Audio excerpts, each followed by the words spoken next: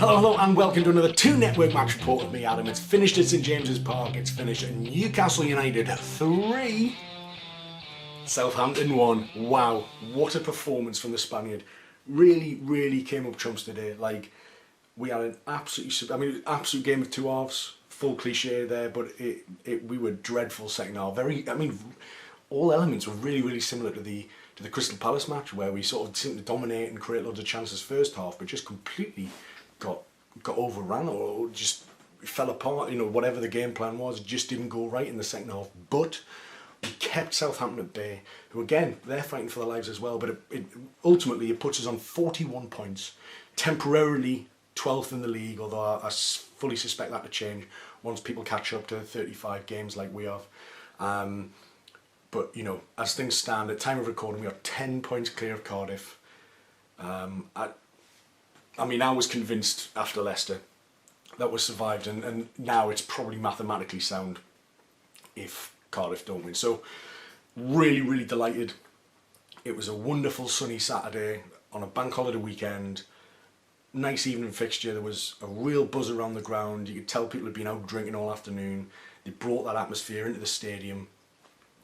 And I thought it was just a really enjoyable afternoon. I mean, like I say, the first half more than the second half. I mean, the second half was, as I said, it was pretty atrocious really, and we really lost control, having really dominated Southampton in that first half. And I mean, looking at the team sheet, no real surprises at all. 3 amigos up front, as you would expect. Manquillo kept his players ahead of Yedlin. Manquillo did canny against Leicester, so it would have been a shock to see him usurped by the American. And Dummett kept his place as well, as expected, and yeah, Key and Hayden in the middle. You know, looking at the Southampton team, it was only kind of Nathan Redmond who, for me, seemed like a potential danger man. You know, our defence was able to, you know, keep a clean sheet at the King Power against the likes of Vardy and Maddison. Maddison, one of the highest chance creators in the league. The pace of Harvey Barnes, who scored today actually. Demarai Gray, you know, they've got a great dynamic forward line, and we managed to keep them at bay on their own back garden. So I was, you know, even despite that threat of Redmond, I was still very convinced that we would do enough to hold steady against the Southampton side, which had sort of had resurgent form under Hasenhüttl recently. But, you know, big ask to come up against our defence, and against, you know, 50-odd thousand raucous drunken Geordies on a sunny bank holiday. You know, there's so many positive vibes in that stadium. It was really fantastic, really enjoyable. But I mean, as much as Southampton were the ones who kind of take the game for the first sort of like 5-10 minutes, they settled in quicker. You know, the first real talking point of the game, and again, I haven't seen any replays. I've just got home. I haven't seen any replays. I don't know. Maybe I'm not fully versed on the rules. I'm sure we'll be told on social media and possibly on Match of the Day or wherever you're watching your highlights. But Southampton corner, we break away, and you've got Almiron and another attacker. Couldn't tell you who it was, possibly Perez, but another attacker. Seemingly it doesn't really redundant for this story. And James Ward-Prowse is standing just ahead of the halfway line as he's seen it, and Almiron is breaking free, and obviously, you know, he's alongside Redmond, potentially Bertrand, you know, the fastest kid on the pitch, you know, and he's knocked it past James Ward-Prowse. Now, James Ward-Prowse is a player I admire. I think he's a fantastic footballer, great technique, great free kick and set piece deliverer. But again, I haven't seen a replay of this, but from where I was sitting, he intentionally and very recklessly went out to just stop Almiron in his tracks at any cost. And you think about that. I mean, for a start, I mean, again, without having the FA rules right in front of us, he's the last man. If Almiron gets past him, as he legally should have been able to, it's then 2 attackers on 1 goalkeeper for Newcastle. Like, we're away. We are absolutely away. There's no other defenders anywhere, like within 30, 35 yards of Almiron if he gets past Ward-Prowse, which he should have been able to do. But for an unceremonious foul, which, to be honest, with Miguel Almiron running at that pace, at that velocity, and someone just coming into him intentionally, it was so malicious. There was absolutely no intent to play that ball whatsoever. Wipes him out. I mean, is that not last man and a clear goal scoring opportunity 2-on-1? And the one being a goalkeeper, you know? And it's a yellow card. And I mean, the bench is losing their minds. Rafa's going ballistic. I think Mikel Antia got sent to the stands because of his remonstration with the linesman. But again, maybe there is some rule that says if you're in your own half, it doesn't class as like a clear goal scoring opportunity. But if that is the case, if the referee has indeed played to the letter of the law, and I'll give him the benefit of the doubt in this because I just don't know, then the rules need changing, because surely you can still have the rule of last man and clear goal scoring opportunity without the need to caveat that with, but it has to be in their half, like in the attacking half. Because what's happened is, if that is the rule, then Ward-Prowse has absolutely manipulated those laws to his own advantage. And he could have broken a rib, man. He could have broken one of Almiron's ribs. Such was the intent, and he just got in his way. Honestly, absolutely appalling. Again, I might see the replay and have a completely different point of view on this. But I was absolutely furious. I was stood up shouting at the referee. That's the last man. It's a clear goal scoring opportunity, because it puts Almiron one-on-one with the keeper with a player to pass to as well. Like we were absolutely through. But it's a yellow card, and it blows my mind. Like, if in those situations, surely the rules have to give the referee discretion to consider the context of every situation. You can't just black and white say, oh, but it's not like an offside, it can only happen in their half. Because that was it. Imagine there was no goalkeeper. Imagine the goalkeeper was up for that corner. There was nobody in net. Ward-Prowse's last man. And he hacks him down the same. Is that still a yellow card, even though it's an open net? Like, what are the rules? It just seems, if they are the rules and the referee has done right by only giving a yellow card, then I think the wording of those laws needs to be changed. Unfortunately, the FA don't watch this podcast or video or listen to this podcast, so it's unlikely that my rant is going to have absolutely zero. In fact, it will have zero effect on any outcomes of FA law moving forward from this point. But it feels better to get off my chest, people. Do you agree? What do you think? Put it in your comments below. Tell me what you think, how you interpret it, how wrong am I to rant about it, because that's the letter of the law. But for me, it just seems daft, and from that point onwards, it seemed to set a bit of a precedent. I mean, we particularly saw this in the second half. It set a culture of whereby, like, because that yellow card threshold was then so high, it was for something quite severe. Like, the referee then kept his cards in his pockets for a lot of the game, where, and I'm not saying like Southampton were very hacky, but they were a little bit hacky because they knew they could get away with it, because they knew that if that was only a yellow card, then anything below that probably isn't a yellow card. I mean, ultimately, Almiron went off because he got a push in the back, and he was hacked from behind, and he limped off, and that might be a season over, I don't know. Somebody went in late on him, but I think it was, maybe he pulled a hamstring. But again, this culture of there not being a deterrent, in terms of like serious discipline, repercussions for dangerous challenges and reckless challenges, that meant that Southampton did give us a bit of a kicking, and then Hayden went off, I believe, with a bit of a knock as well. So we've suffered there because the referee set a very dangerous precedent that didn't punish what I just thought was a blatant. It's just a red card, and if it's not a red card by the letter of the FA law, it bloody should be, because Almiron could have had a bust nose, broken ribs, whatever. The sheer pace and velocity of him meant that when he stops dead, that's gonna hurt. And like I say, this is coming from a Ward-Prowse fan. I really like him, but that was cynical, and that took into there was no regard for Almiron's safety.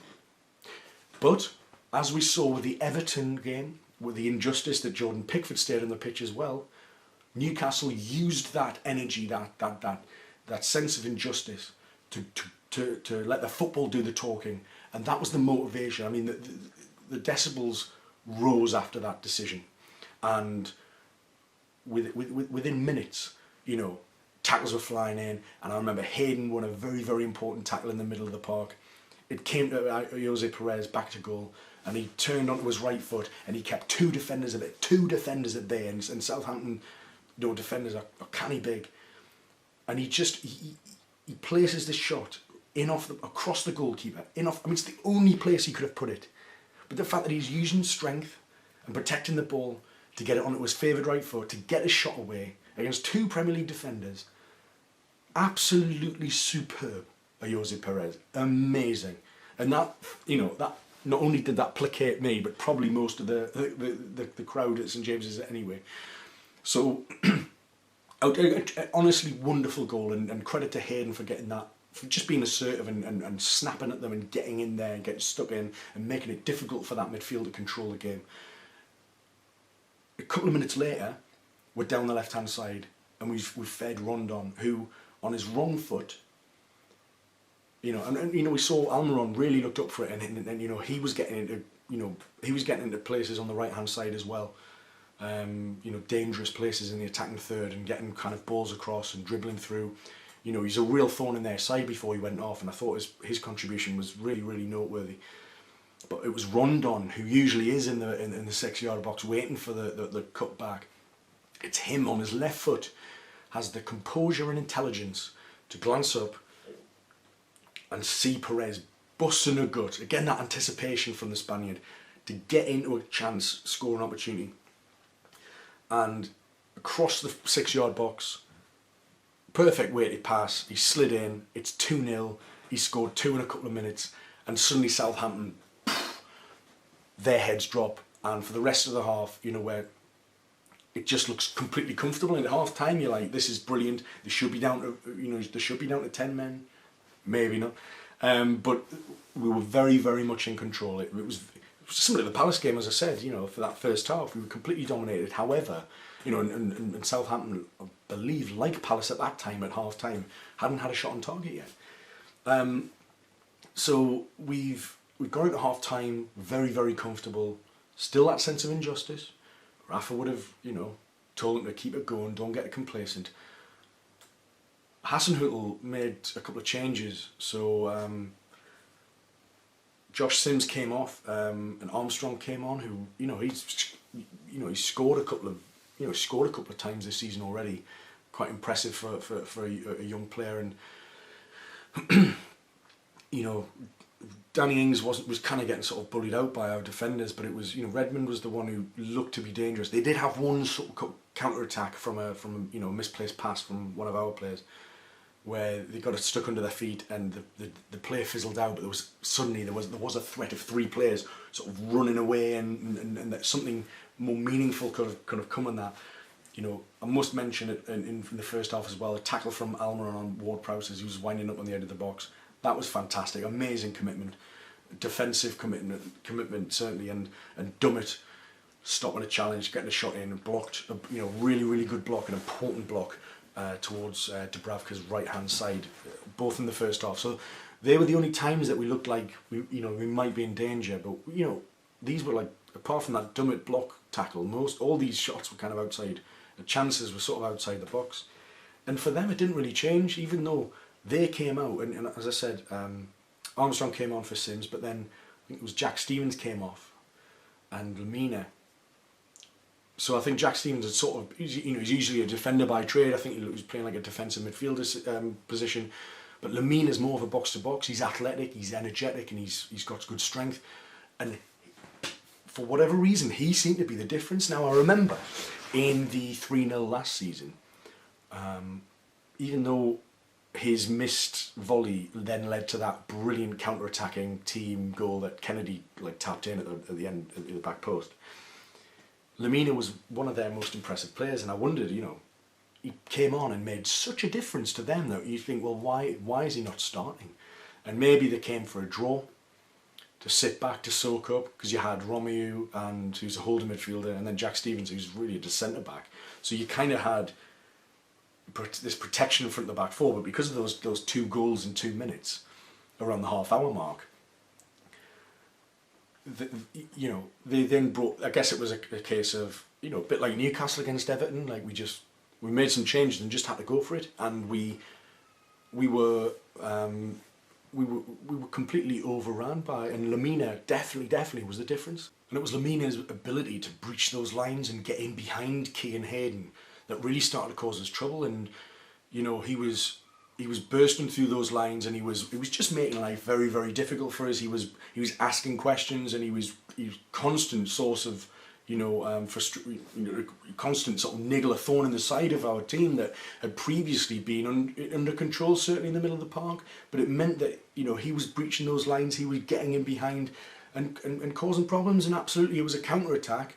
We because Southampton had started that second half so comfortably and so on the front foot, that we stopped. We were panicking at the back. We were completely panicking. We were skewing balls off the side of our foot. We were heading them, headers that just went straight up in the air. Like, we weren't clearing our lines. We weren't getting the ball down, and we weren't playing the attractive football and confident football. And we weren't as reliable as we had been in the first half. It was like two completely different football teams had come out, and Lamina seemed to be like the key difference maker. So because of that, because he was roaming and moving a lot, I don't think we really knew who was picking him up, and he ended up managing to stroke their goal past Dubravka because of a counter attack that had then gone through to him to the edge of the box. Like I said, we'd only been limited them to shots outside the box rather than inside the box, but we couldn't stop this. We couldn't stop his goal going in. It got played to him on the edge of the box. He opened up his body and he just sort of swept it past Dubravka. There was nobody around him, and it was really, really poor. And I think that was around the hour mark. And suddenly, what seemed like a very, very comfortable 2-0 at half time was suddenly 2-1. I don't think we had the ball in their half, and they're attacking. Now we're attacking third. All that sort of second half up to that point, and suddenly we're kind of in trouble. So not only were we kind of under the cosh in terms of just like not having any kind of control in that game, we were suffering from injuries. Obviously, as I said, sort of Atsu came on for Almiron. Hayden went off with a knock, replaced by Diame, and it was, I think, the Diame substitution that ultimately nullified that threat of Lamina, who had been left so exposed to be able to just stroke that home for a consolation, as it turned out to be. But it could have been a game-changing moment. But Diame just bulked up our midfield, added some some protection in front of our back line, and Lamina sort of found himself out on the left wing more often than not, trying to find the space, because Diame was in there and sort of getting all up in his business, really. So that was a real masterstroke from Benitez that sort of nullified what had been a bit of a masterstroke, if not maybe too little too late, from Hasenhüttl. But the idea was there, and he's a great player, Lamina. Twice I've seen him, both on the losing sides to 3 goals, but the last 2 seasons. But he's definitely impressed me, Lamina. He just looked a cut above, and Shane Long came on for them, and you're thinking, Shane Long's always one of those players that just seems to score against Newcastle. He always seems to perform against us. He'll score 6 goals all season, and 2 of them would be against us. It was one of those kind of players, bit of like a Lafondra or a Lewis Bournemorte or Victor Anichibe. Those kind of players that are just very Cameron Jerome, really, really average players that seem to just excel against us for no logical reason whatsoever. But they just, we kept them at bay for just about long enough, and it was only like the last 10-15 minutes. Obviously Federico Fernandez came on for Cher, but it was only like the last sort of 10-15 minutes that we sort of tried to get a bit more of a stranglehold on that second half, which we'd been completely losing for the first half an hour of it anyway.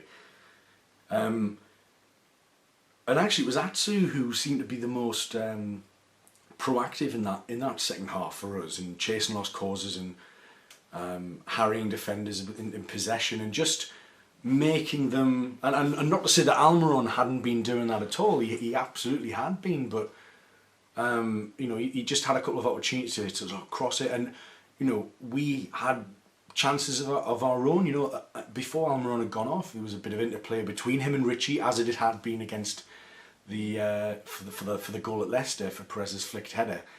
And Richie squared it back to Key, who just from the, you know, as we're looking, you know, as he's looking at it, the left hand side of the box, and he just drives a shot and it thumps off the post. It was so unlucky. Yeah, getting that in there early. Sorry, everyone. And then shortly after that, the ball had sort of like been sort of headed out of the box, and Isaac Hayden caught it on the volley. The technique was superb, and he fizzed it towards goal, and I think it took a big deflection, and you know, the goalkeeper, to his credit, has made an incredible reaction save. He's got absolutely no right to save that from what I could see. It was really impressive. And I mean, I tell you what, you know, both of those shots are like, you know, inches, half a foot away, either side of just being spectacular goals that would have put the game completely to bed. So, you know, that was when we started to get back into the game, started to believe again, started to get a bit more confident and think, actually, you know, we can hold out. And as I said, a lot of their shots were just shots outside the box. That they were fizzing wide and curling high and wide, and, you know, to that extent, even when they were, inverted commas, dominating us, they didn't breach us beyond that Lamina, and even the Lamina goal was outside the box. So I mean, playing percentages, you know, it's going to be a statistical miracle that they're going to score enough goals in this game from outside the box to get back into it. Ward-Prowse had a free kick that could have gone very different, but Dubravka was wise to it. And Yoshida even had a couple of opportunities from corners, glancing header that went wide, and another one that Dubravka got down very well to save as well. So, you know, there was chances, there really was chances, but the ultimate chance, and pretty much the last chance of the game, fell to the hat-trick hero, Ayoze Perez, who was set up basically by in spectacular bravery from Matt Ritchie, who was a warrior today. He was fantastic. And he basically, inside, I mean, he was in uncharted territory for him now, playing left back, that he was sort of centrally inside the box, and he went in for a diving header where he nearly got his face ripped off from a boot, and Ayoze Perez from close in glanced it in. I've looked at the linesman, because there's no way I'm celebrating what would have been, you know, what would turn out to be 3 points if they were ruling it out. But no, Perez has wheeled away, linesman's running towards the halfway line, referee's satisfied that there's no infringement, and wow, what a relief, taking us, you know, as I said, above Bournemouth now with on goal difference. There's other teams that can leapfrog us from now, but like I say, to think how many plaudits Bournemouth have received this season, certainly for their like attacking play. We've gone out and, you know, we've got some great results. You know, we've just beaten, you know, Southampton at home, and quite a nervy game in the end. You know, Leicester victory last sort of Friday. So, you know, we in the last 8 days, 6 points, just been huge. And all this stuff about Rafa's contract, they need to get it sorted before the end of the season. We need to know. We need to be in a position. I mean, my theory on the Rafa contract, while we're talking about it, is that it's brinksmanship. So think about the way we do transfers. Think about how we waited till like the last few days before signing Almiron to try and drive the price down and get the very best deal. I don't doubt that we're trying to do the same with Rafa. We're trying to get the very best deal for them, not necessarily Rafa the club or the fans, but I think it's brinksmanship, because they know how much Rafa wants to stay. The support today was serenading Rafa again. Rafa Benitez, we want you to stay. Shouting his name for large portions of the game, rightly so. You know, he's doing absolutely magnificent things at this football club, and you know, the amount of points that we've received. You know, and Daniel Story, you know, podcaster and writer that I respect greatly. He said the only teams to have taken more Premier League points since the beginning of November than Newcastle will be Man City, Liverpool, Tottenham, Arsenal, Man United and Chelsea. Best of the rest. That puts us 7th in the form table since the beginning of November. So minus that terrible start that we had, which I attribute to Rafa not even getting the players. You know, if you think Rondon didn't really start, Rondon pretty much missed the first third of the season because he wasn't fit, he wasn't ready. You know, Rafa wanted him before the World Cup. It's important. It's not only important that Rafa gets, you know, the money, or it's not about how much he gets. It's about knowing in advance what he has to work with. Who's going to sign it off? Who gets the green light? Because he was supposed to have transfer autonomy, and he hasn't yet. He has to always ask, and you know, this is why previous deals have gone down the pan. Other clubs have swooped in because we've dragged our heels as a club. Again, it's this brinksmanship that just doesn't work. You end up losing players for it. It doesn't work. This is why the hierarchy don't understand football. They're not football people. Lee Charnley is not a football person. Mike Ashley is not a football person. We need players, we need people in the board room who understand the game. And need to understand that getting Rondon in before the World Cup means that Rafa can get him up to speed on his tactics, can get him match fit, rather than being in West Brom purgatory as he was, because they didn't know whether to play him in pre-season, because they probably suspected he wasn't going to be playing, so why would they? So he had a stuttered pre-season, and that affected us. And you know, in terms of Rondon, how important he's been since he's been in the side, absolutely invaluable. These are the margins and these are the decisions that have cost us. But Rafa Benitez, his genius, papers over the cracks once again. Now, there's going to have to be an end point here that either he gets told he's told the club what he wants, but he's yet to get a response on it. This is like a month later. I mean, this is absolute survival now. So let's get Rafa's contract sorted. Let's have a plan for this. Rafa always has a plan, transfer-wise. He has to line up deals, not knowing if the club's even going to sanction them. And guess what? Most of them, they don't. It's a complete waste of time and energy and effort that he's trying to do the very best for this football club. But the board just don't want to play, they don't want to play ball. So that's the predicament we're in. We need him to have the assurances that he knows. I think he'll stay, but I think it'll be brinksmanship. He'll leave everyone sweating. This is Mike Ashley I'm talking about. And it'll just, again, it'll not be done the easy way. But let's see what happens. Let's see how it unfolds. For now, let's enjoy a bank holiday weekend win at home in the sunshine at St James's Park. A Ayoze Perez hat-trick. I believe his first for the club. I might be proven wrong there as well. I've drank a lot of alcohol today. And just fantastic. Delighted for him. Really, really looking forward to everyone, to rogue people on social media saying that now finally they've accepted that he's a good player, as if they needed any more convincing before this hat-trick. But Christ, what a wonderful performance, and a special mention for Paul Dummett as well, because I think at the back he was absolutely solid. He won loads of headers. He was brilliant anticipating. I just thought he was class, and he kept Redmond at bay as well, who I thought, like I said, was one of the danger men. So big shout out to Paulie D, but Ayoze Perez, of course, gets my man of the match. I've been out on the Toon Network. Thanks so much for watching and for listening. Please subscribe if you haven't already. Rate, like, share, whatever you like to do. Catch us on Twitter and Facebook as well. But that's it for me. Adam of the Toon Network. Match report. Newcastle 3, Southampton 1. What a belter. Enjoy your bank holiday, everyone. Bye. Bye.